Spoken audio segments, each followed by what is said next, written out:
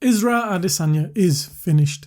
What's up everybody and welcome to the Fight Franchise and a recap and review of the main event of UFC Saudi Arabia where Nassourdine imavov defeated the legendary Israel Adesanya in what was kind of a sad loss for Izzy, but kind of a brilliant win for imavov going forward in the division. Going to kind of break down the fight, give my kind of 2 cents on the fight, and then what I want to see next going forward for both guys. So it's kind of done now for Adesanya at the highest level. You know, this was the win where if he could have won this fight, he could have potentially got back into the title picture or could have made himself, you know, back in the conversation as the middleweight champion if Chimaev won the belt or Strickland won the belt, and he could have earned a rematch, or he could have got another win off the back of this. But off of this now, it's done for Izzy at the highest level in the middleweight division. I just don't think there's any coming back after this loss, especially when you look at the contenders and who's in the division coming up at the minute. I don't think he's getting back into the title picture. Going to kind of give you my breakdown of the fight then. So both men squared off in what was quite a competitive first round. It wasn't like Izzy was outclassed and outdone. No, I thought it was a competitive back and forth where the striking was very kind of back and forth. But imavov just had a little too much for Izzy on the feet in terms of the power coming the other way and the size and the strength coming the other way. I think about Israel Adesanya, when you look at his title reign and, you know, what made him the best middleweight of his era, yes, there was other guys as big as him, but there wasn't. I'll take that back, actually. His era, look at all his defenses: Vettori, Whittaker, Cannonier, and Paulo Costa. Yes, big physical strong guys who can compete in the middleweight division, but when it came to like the frame and the attributes like the reach and what's it called, they just couldn't compete with Izzy. And when you look at a lot of Izzy's losses, bar DDP, they're kind of big, tall, you know, guys like him who are rangy as well, like Strickland, Pereira, imavov, Blachowicz. Obviously he was up a division and had the weight advantage, but they could match Izzy in physicality. I know he's a skinny guy, but physically he's actually a very tall and imposing figure, which has a lot of advantages in the octagon. So when it came to this fight, imavov just had enough sting in the punches, could catch him on the end of a punch, was in range, and that boxing range, and could stick it on Izzy. There's a brilliant moment in the first round where, you know, he lands an uppercut and he rocks Izzy, and Izzy's backed up against the fence and they're kind of exchanging blows back and forth. But in the takedowns, you know, Izzy had good takedown defense, you know, managed to switch and stop a bunch of takedowns from imavov, and it was a very competitive first round. But, you know, Israel Adesanya, the one thing I will say, he did look a bit slower, and he's looking a bit slower now. He's getting a bit older, you know, he's just come out of his prime now, so that's all it is.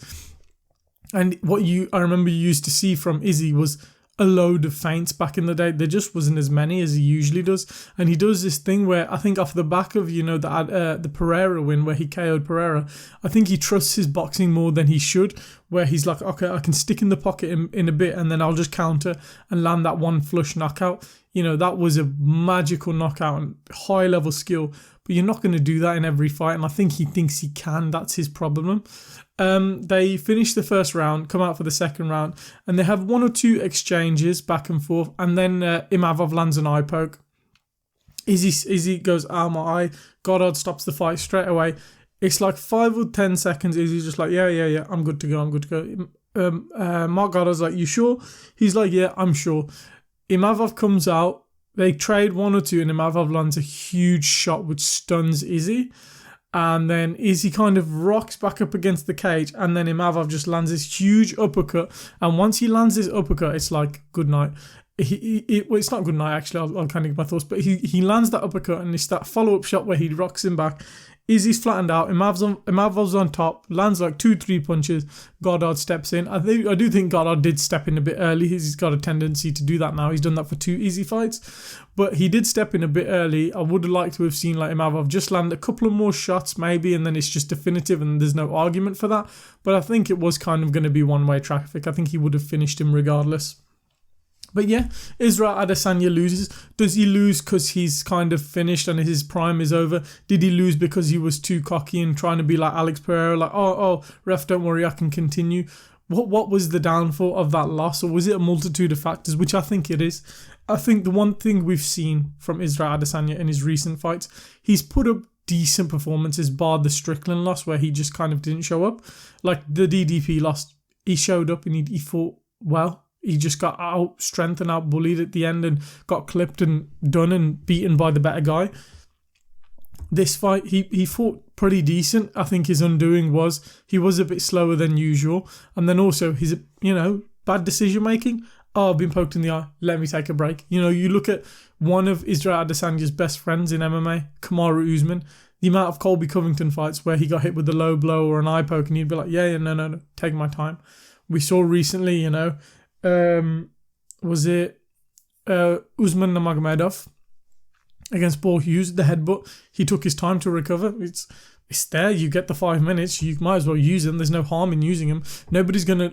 If you look at most fights where this happens, bar the Kamaru Usman, Colby Covington one because they're like low blows and people are like, it wasn't below the belt, whatever. Nobody remembers you taking 2-3 minutes off the foul. Nobody remembers, he took a 2-3 minute break off the loss. Because if he knocked out his opponent, the only thing everyone talks about with the Usman and Colby wins is Usman knocked out Colby in the first fight. That's what everyone remembers. Colby never became a undisputed champion. Kamaru defended it. Why? Because he took his minutes off, but nobody ever talks about it. They just talk about the win. History's written by the victors, and that's how it works. So I think a very bad decision-making from Israel Adesanya. I think... but that's what you get from fighters outside of their prime. Not only will they slow down physically and they don't have the same kind of sting in their punches, mentally they're probably not making the best decision making once you're out of your prime. That's what happens to fighters, and I think that this is what's happening for Israel Adesanya, which is a shame because he is a great addition to that middleweight division, but I think his time is up.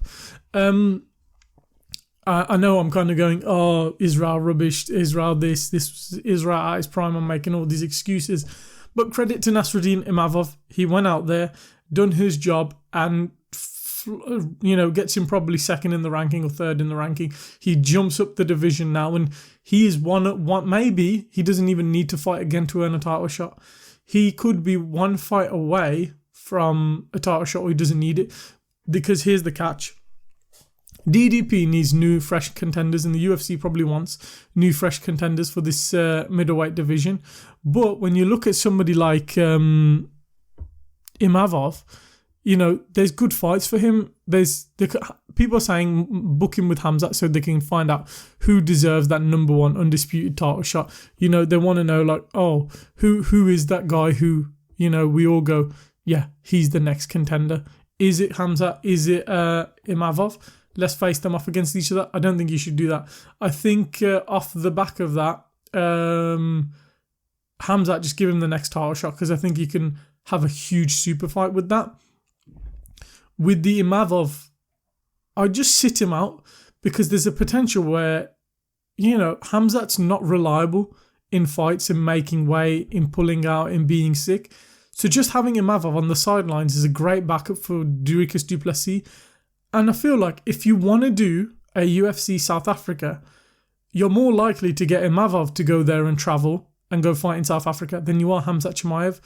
So I think Imavov is a great contender just to have sitting there for the time being, just because he's going to be useful for a big pay-per-view, whether it be jumping in on short notice or jumping in because Khamzat Chimaev's ill or Khamzat Chimaev pulls out. But also I think he'll be brilliant because, again, like I said, I think he's more likely to travel to South Africa and go fight for the title. But credit to him. Brilliant win, brilliant knockout, brilliant finish. He sits in 5th in the kind of middleweight division, probably jumps into the top 3.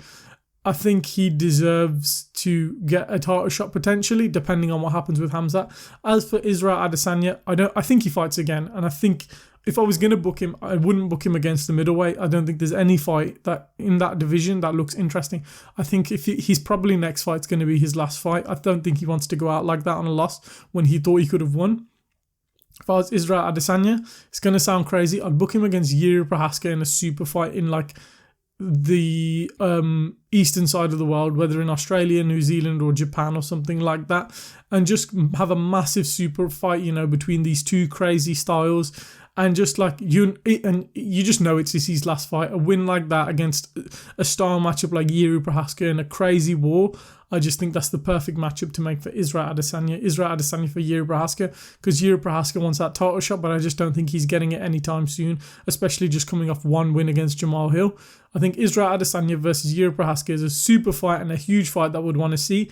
And if Izzy did lose that fight, I think he'd be like, okay, I'm done. I can hang up the gloves. You know, Jiří has that kind of samurai aura mentality, and Israel Adesanya kind of has that anime kind of all crazy mentality. And I just think it's a perfect stylistic matchup. I think if they main event in Australia and the co-main event, if Volk loses to Volk versus Michael Chandler in the co-main event, 2 5-round huge matchups where Volk can have the opportunity to go out in the sunset in a great matchup. And same with Israel Adesanya versus Jiří Procházka. Who wouldn't want to see that matchup at 205? I think that would be an amazing fight to see going forward. And if Izzy did win and Alex is champion, it maybe sets up one last fight for the trilogy.